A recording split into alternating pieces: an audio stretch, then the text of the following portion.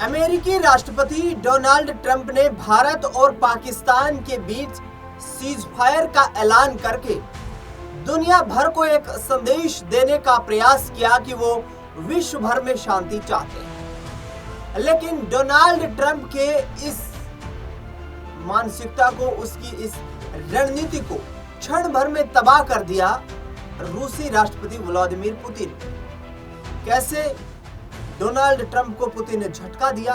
कैसे Donald Trump को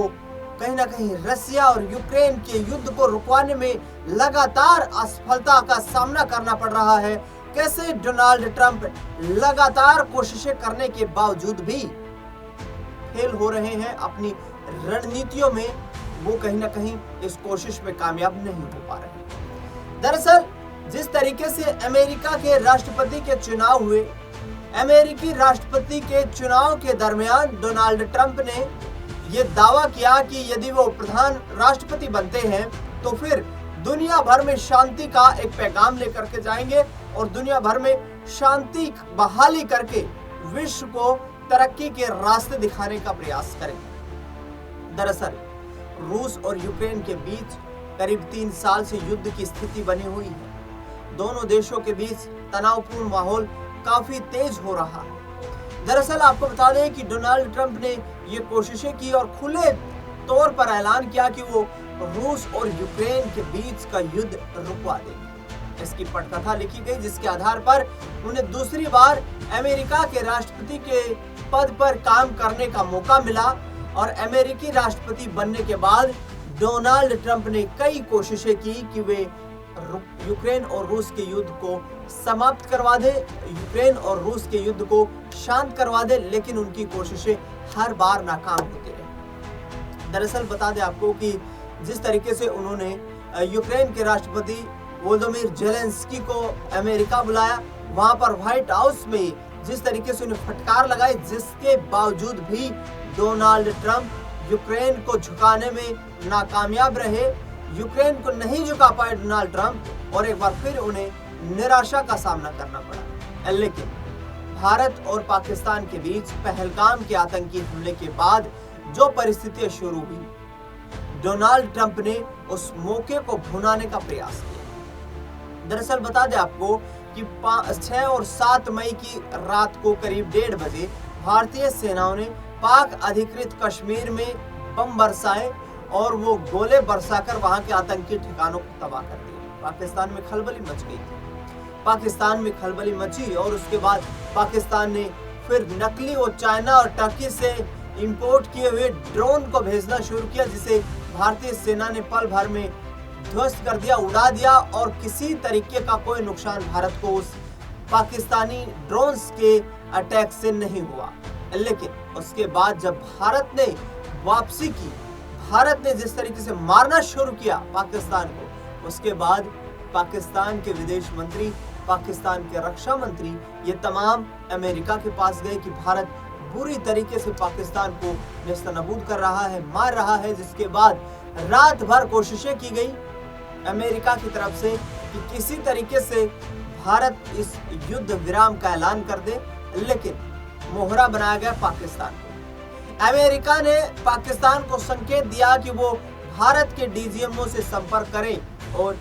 युद्ध विराम का ऐलान करने पर अपनी सहमति जताए। जिसके बाद भारत के डीजीएमओ से पाकिस्तान के डीजीएमओ की बात होती है और डोनाल्ड ट्रंप आनन फानन में ऐलान कर देते हैं। भारत पाकिस्तान का इंतजार ही नहीं करते हैं कि कब इनकी सेनाएं इस संघर्ष विराम का ऐलान करेंगी और किस वक्त ये युद्ध विराम होगा। उससे पहले ही कहते हैं कि हमने पाकिस्तान और भारत के बीच का संघर्ष तनाव खत्म करवा दिया है, दोनों देश सीज फायर करने को राजी हो गए। ट्रंप इस चीज को लेकर के दुनिया भर के देशों का दौरा करने लगे। ट्रंप इस चीज को लेकर के दुनिया भर में एक संदेश देने का प्रयास करने लगे कि अमेरिका जो है वो वर्ल्ड का सुपर पावर है और अमेरिका किसी भी युद्ध को रुकवा सकता है। दरअसल इसके बाद कोशिशें की गई कि यूक्रेन और रूस के युद्ध को रुकवाया जाए, जिसको लेकर के अमेरिका ने रूसी राष्ट्रपति व्लादिमीर पुतिन से संपर्क साधा और कहा कि आइए युद्ध विराम का ऐलान कर दीजिए और व्यापार के नए रास्ते तलाशने का प्रयास मिलकर करते हैं, जिस पर व्लादिमीर पुतिन ने सहमति जताई। अरब देशों में उसने मिलने की प्लानिंग की। अमेरिकी राष्ट्रपति ने पूरे विश्व मीडिया में इस बात का प्रचार प्रसार किया कि हम यूक्रेन और रूस के युद्ध को रुकवाने जा रहे हैं, और ये मध्यस्थता वाली बात जो है ये पूरी तरीके से टर्की में होगी। टर्की में वहां पर व्लादिमीर पुतिन ने पहले डोनाल्ड ट्रंप को निमंत्रण दिया, बुलाया, और उसके बाद मना कर दिया कि मेरा वक्त नहीं है, मेरे पास वक्त नहीं है कि मैं इस मुद्दे पर तुमसे बात करूं। दुनिया भर में एक संकेत भी जा रहा था कि रूस के पास जो गोला बारूद मौजूद है वो गोला बारूद समाप्त हो चुका है, जिसके बाद रूस ने एक संकेत दिया यूरोपियन कंट्रीज को कि वो अभी इस युद्ध में थका नहीं है, और उसने ताबड़तोड़ फिर से यूक्रेन पर बम बरसाए, जिसको लेकर डोनाल्ड ट्रंप की आंखें भी खुली रह गई कि आखिरकार ये हो क्या रहा। डोनाल्ड ट्रंप ने उसके बाद पलटी मारी, क्योंकि पिछले कुछ वक्त से देखा जाए तो पलटी मार के रूप में डोनाल्ड ट्रंप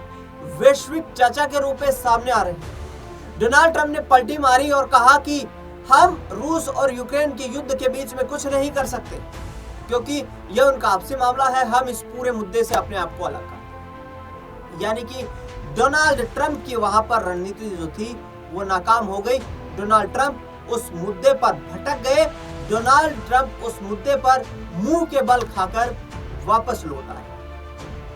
सऊदी अरब का दौरा किया, वहां पर ऐलान कर दिया कि हम रूस और यूक्रेन के युद्ध की मध्यस्थता नहीं कर रहे, लेकिन भारत के और पाकिस्तान के युद्ध को लेकर बार बार कहा कि हमने व्यापार को लेकर दबाव बनाया, जिसके बाद दोनों देशों के राजनेता जो हैं वो सक्रिय हुए और उन्होंने सहमति जताई। लेकिन कहीं ना कहीं देखा जाए तो भारत के दोस्त, पुराने वक्त के दोस्त रूस के राष्ट्रपति व्लादिमीर पुतिन ने अमेरिकी राष्ट्रपति डोनाल्ड ट्रंप की इस दोहरी चाल पर करारा तमाचा उनके मुंह पर मारा, जिसमें उन्होंने सीधे तौर पर पहले टर्की में एक द्विपक्षीय वार्ता बुलाने के लिए वहां पर उपस्थित होने की सहमति जताई, और उसके बाद डोनाल्ड ट्रंप को अब अमेरिका के राष्ट्रपति डोनाल्ड ट्रंप की जो फजीयत हुई उसे दुनिया भर ने देखा।